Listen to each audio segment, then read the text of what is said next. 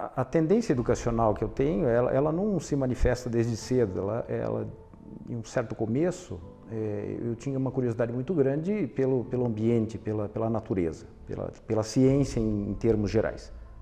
O que me fez chegar na pedagogia foi prestar atenção nas coisas e nas pessoas.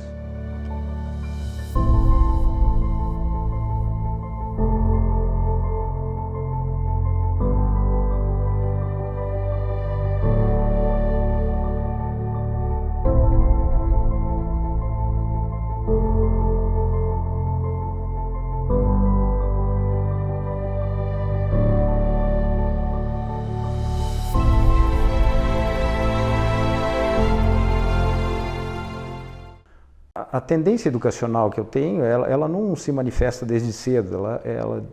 Em um certo começo, eu tinha uma curiosidade muito grande pelo ambiente, pela natureza, pela ciência em termos gerais. E eu tenho uma influência muito forte nesse sentido do meu avô, que era mecânico, e ele, além de tentar fazer alguma coisa bem feita em termos de vida como profissional, ele também tinha uma leitura no sentido do espiritismo. Então unia duas coisas interessantes para mim. Primeiro, eu aprendia com ele e, do ponto de vista, eu via como ele ensinava, né? Depois, com o passar do tempo, eu fui me aproximando cada vez mais de uma área que eu considerava interessante, que era a tecnológica.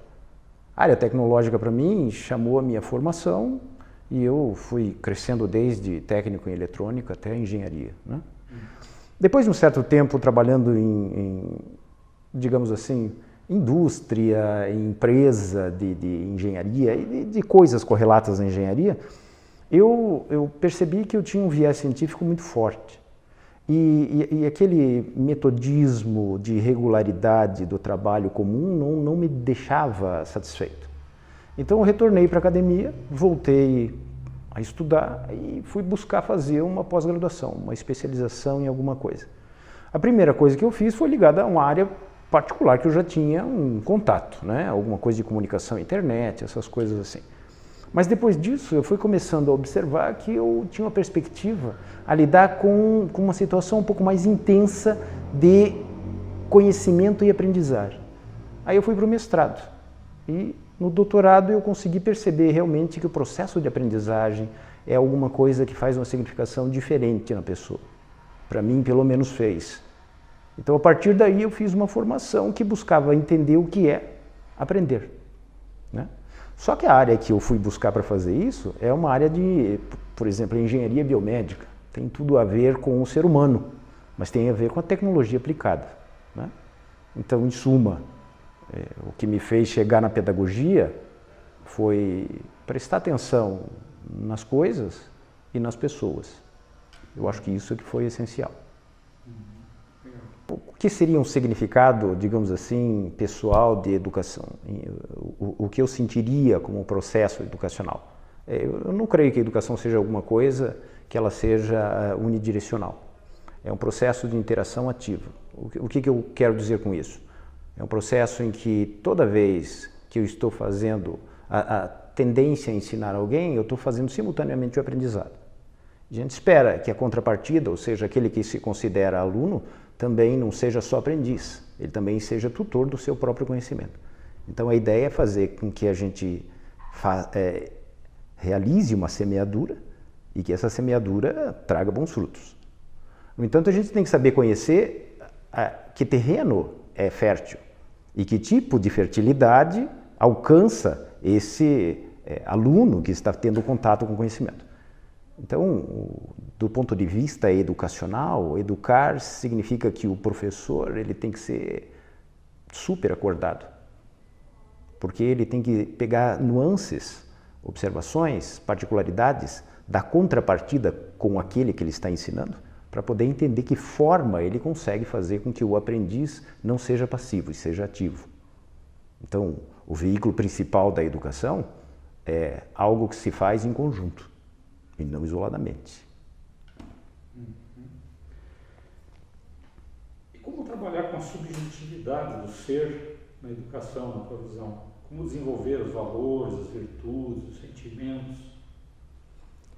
Observe, o subjetivo no processo educacional é alguma coisa que em certos momentos ficou esquecida.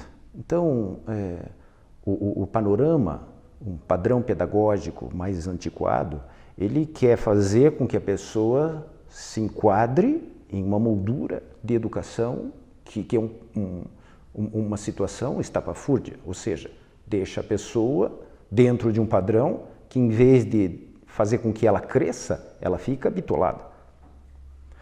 Então, como que a gente pode tratar essa situação do emotivo, essa emoção do comportamental, essa situação da contrapartida do dia a dia, do ser como ele é, ou seja, o aluno como ele se expressa? Eu costumo dar o exemplo muito claro do sentido da transdisciplinaridade. A transdisciplinaridade, ela visa buscar em nós todas as contrapartidas que tragam o conhecimento para dentro do seu dia a dia. Então não cria um antagonismo entre aquilo que eu preciso conhecer ou devo conhecer com a realidade do que eu sou. E sim alguma coisa integrativa. Então nós temos que buscar aquilo que é comum para ele, aquilo que ele vive no dia a dia, as situações que ele tem de conflito ou de facilidade, as situações que o deixam mais confortável em relação àquilo que vai aprender, do que criar um paradigma que seja uma ruptura, né? Então a gente busca chamar este aluno num sentido de fazer com que o conhecimento se integre a toda a consideração, além de perspectiva de conhecimento, mas sim emocional também. Isto a gente faz com que haja um crescimento simultâneo do cidadão. Essa é a perspectiva. Então, se o objetivo primordial é fazer com que haja uma integração do cidadão de uma forma completa, ou seja, que ele se sinta repleto nesse conhecimento, como a gente manifestou ainda há pouco, o que a gente deseja? É que este indivíduo não seja partidário de criar uma situação conflitante. Mas se houver essa situação, nós temos que saber entender que há o aspecto e o ponto de vista do terceiro, daquele com o qual a gente está fazendo o diálogo. Para que esse diálogo seja mais interessante, nós não temos que tomar como ponto de vista a nossa objetividade. Então, não é a minha que é a verdade, nem a dele. A verdade nasce de alguma coisa que seja conjunta. Se ela for conjunta, não há como a gente vá sobrepor alguém ou algo. O que a gente vai fazer é criar alguma coisa numa situação de civilidade. Portanto, o conflito fica mediado automaticamente. Essa é a perspectiva. Por que as pessoas precisariam ser educadas?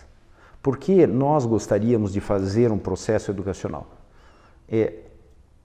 Eu penso que a melhor situação para que uma pessoa possa se manifestar no aspecto de estar vivendo, ela é fazer uma integração com o ambiente da qual ela vive.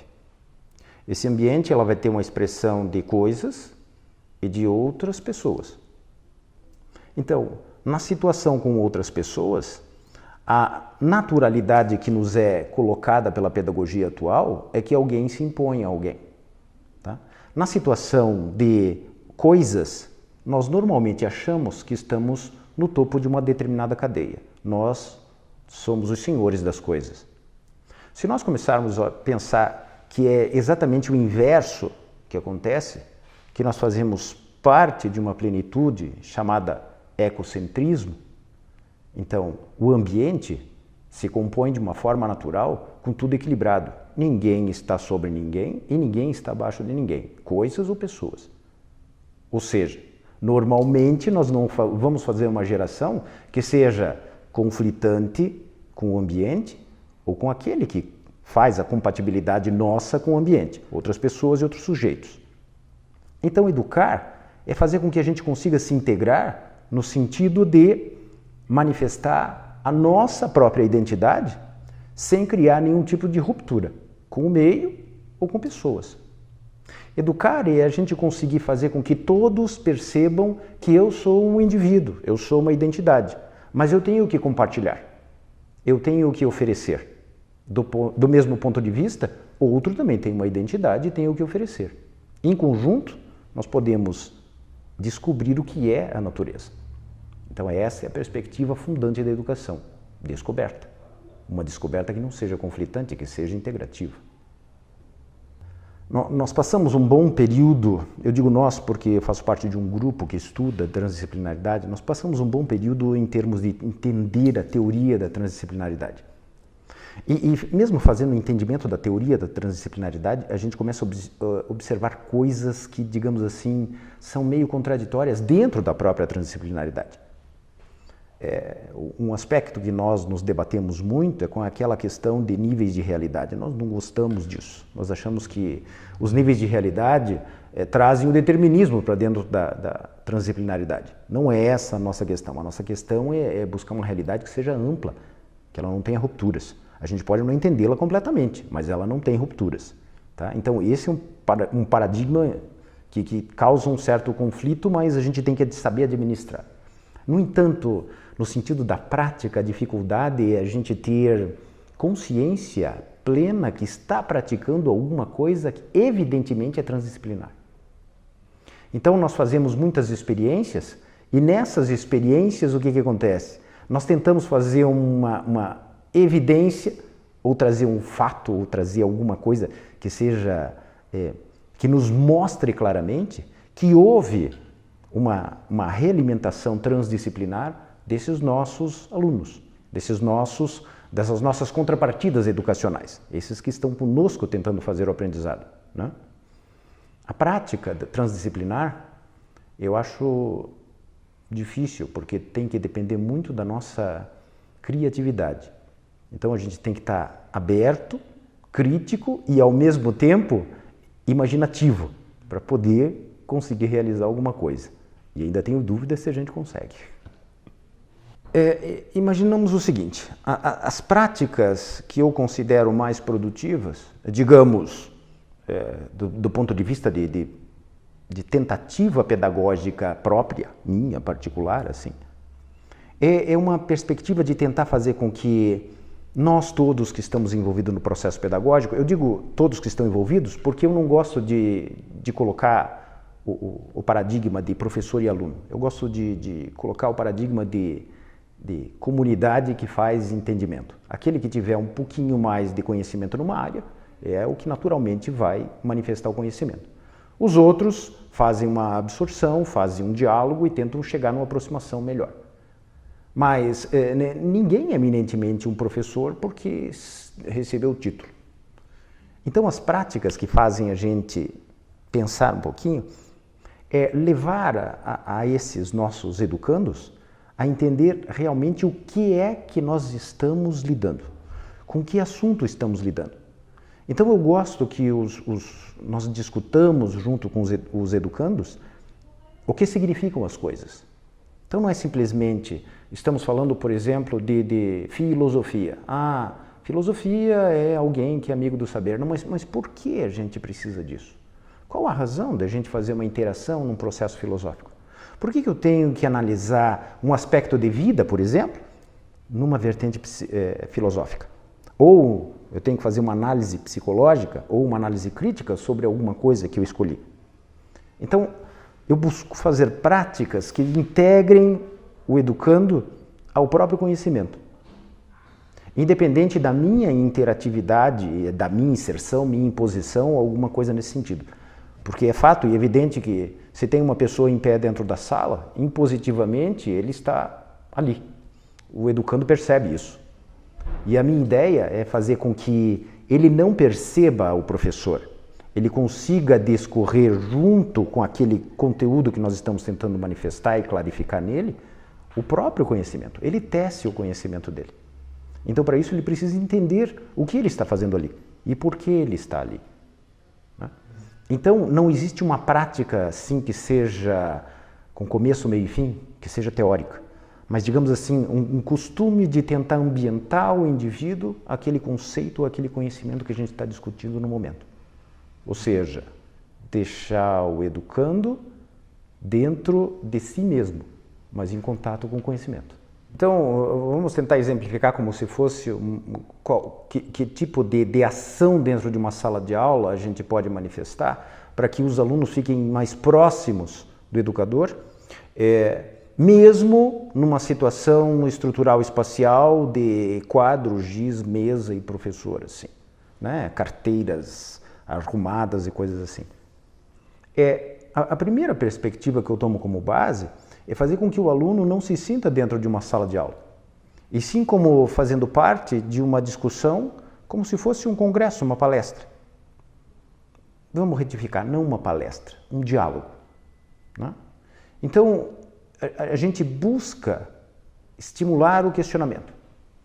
Expressivamente, o que eu busco dentro de uma sala de aula é fazer com que o aluno, provocá-lo para que ele consiga questionar. A partir do momento que ele consegue questionar, ele fica extremamente objetivado naquilo que ele pensa que é a resposta da questão. Mas não é esse o ponto principal. O ponto principal é que ele consiga questionar. Se ele questiona, é porque alguma coisa do conhecimento já fez conexão internamente com ele. Então, independente do ambiente, o que eu busco fazer é integrar, digamos assim, de forma abstrata, a mentalidade de todo mundo que está ali naquela sala de aula. E não o espaço. O espaço físico, em alguns momentos, são horríveis. E a gente não tem como fazer esse tipo de coisa. Mas a gente pode fazer uma abstração do espaço em termos do diálogo. O diálogo começa a ficar tão intenso que a gente nem percebe onde está. Tá? Essa é a principal interação. Para dizer com precisão como é que se faz algo nesse sentido, eu estou tentando descobrir também.